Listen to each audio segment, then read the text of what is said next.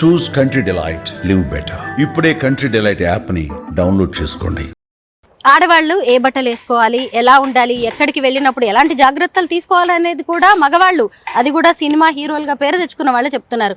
అన్నిటికీ మించి ఆడవాళ్ల శరీర అవయవాల్ని సరుకు సామాన్లతో పోల్చడాన్ని మనం ఎలా చూడాలి? శివాజీ గారి వ్యాఖ్యల మీద మీ అభిప్రాయం ఏంటి? అలాగే ఆయనకి కౌంటర్ ఇచ్చారు అనసూయ. ఇప్పుడు ఆయన వీళ్ళిద్దరి మధ్యలోకి నాగబాబు గారు వచ్చారు. వీటన్నిటి మీద పెద్ద డిస్కషన్ జరుగుతుంది. ఈ ఎపిసోడ్ మీద మీ అభిప్రాయం చెప్పండి. ఈ ఎపిసోడ్ మీద నేను ఒకే ఒక రోజు ఫేస్బుక్లో నా ఒపీనియన్ షేర్ చేయడం జరిగింది. వెంటనే జనాలు వచ్చేసి ఓహో నీకు ఇప్పుకొని తిరగడం ఇష్టమా అన్నారు. అంటే జనాలు ఏంటంటే అయితే ప్రకృతి లేకపోతే వికృతి, మధ్యలో ఇంకేదీ లేదనుకుంటారు. నాకు అన్నం ఇష్టం లేదంటే నేను వెళ్ళిపోయి వెంటనే గడ్డి తింటా అని కాదు దాని మీనింగ్. అంత విచక్షణారహితంగా ఉన్నటువంటి ఫస్ట్ ఆఫ్ ఆల్ ఈ ప్రజల గురించి నేను మాట్లాడదలుచుకోలేదు. ఇప్పుడు ఏదంటే కరోమంటే కప్ప కోపం, విడవమంటే పాము కోపం, వాళ్ళకి వీళ్ళకి ఎందుకు? నా సొంత అభిప్రాయం చెప్పమంటే నేను చెప్తా. ఇక వాళ్ళ గురించి వీళ్ళ గురించి నేను మాట్లాడను. నేనే చాలాసార్లు వీడియోలు చేస్తాను, అమ్మాయిలు కొంచెం పద్ధతిగా బట్టలు వేసుకోండి, బట్ బీ మోడ్రన్. మీకు నచ్చింది మీరు స్లీవ్లెస్ వేసుకోండి, బ్యూటిఫుల్గా ఉండండి, కానీ అసహ్యంగా ఉండొద్దని నేనే చెప్తాను.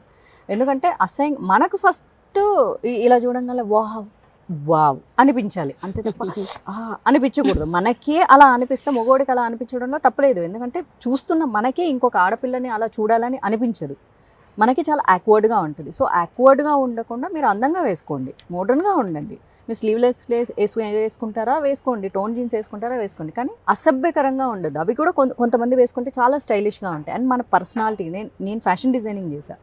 డ్రెస్ కంఫర్ట్ అంటే ఏంటో తెలుసా, మన పర్సనాలిటీకి నప్పాలి. నప్పకుండా ఉండేవి ఏదో మార్కెట్లో దొరికేవి మనం వేసుకోకూడదు. మార్కెట్లో వాళ్ళు వేసుకున్నారు కాబట్టి అది మన శరీరానికి సెట్ అవుతుందా లేదా? సరే నేను సన్నగా ఉన్నా అని అన్ని డ్రెస్సులు నాకు సెట్ అవుతాయి అంటే అవ్వవు. కొన్ని నాకు సెట్ అవుతాయి, కొన్ని నాకు సెట్ అవ్వవు. అవి మన బాడీ మీద అందంగా కనిపించాలి. అంటే మనం అది వేసుకుంటే మన బ్యూటీ ఎన్హాన్స్ అవ్వాలి, లేదా మన బ్యూటీని ఆ బట్టల వల్ల దానికో బ్యూటీ ఇవ్వగలగాలి. ఈ రెండింటిని క్రాస్ చేసి కేవలం మార్కెట్లో ఉన్న బట్టలు వేసుకుంటామంటే కాదు. చాలామందికి వాళ్ళు పర్సనల్గా బట్టలు వేసుకోవడం ఇష్టం, స్కిన్ చూపిస్తూ బట్టలు వేసుకోవడం ఇష్టం. అఫ్కోర్స్ వాళ్ళు వాళ్ళ కోసమే రెడీ అవుతున్నారు. ఇక్కడ ఇంకొక పాయింట్ కూడా ఉంది. అలా బట్టలు వేసుకుంటున్న అమ్మాయిలకి లైకులు కొడుతూనో, బూతులు తిడుతూనో, రిపోర్ట్లు కొట్టకుండా వాళ్ళకు ఫాలోవర్షిప్ పెంచిన వాళ్ళు ఎవరు? ఫస్ట్ ఇక్కడ ఆడదాని ఒక్కడిదే నేరం అని ఈరోజు ఆడదాని మీద నేరం వేసేస్తున్నారు కదా.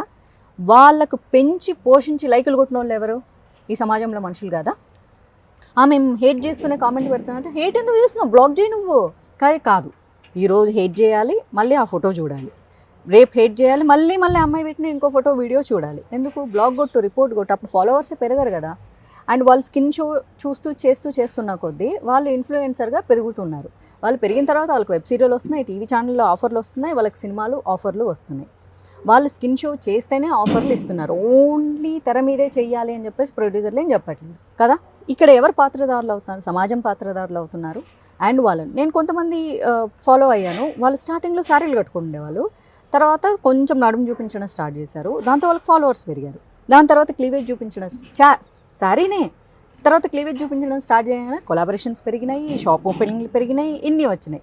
అంటే దీనికి ఎవరు సహకరిస్తున్నారు? ప్రజలు సహకరిస్తున్నారు కదా.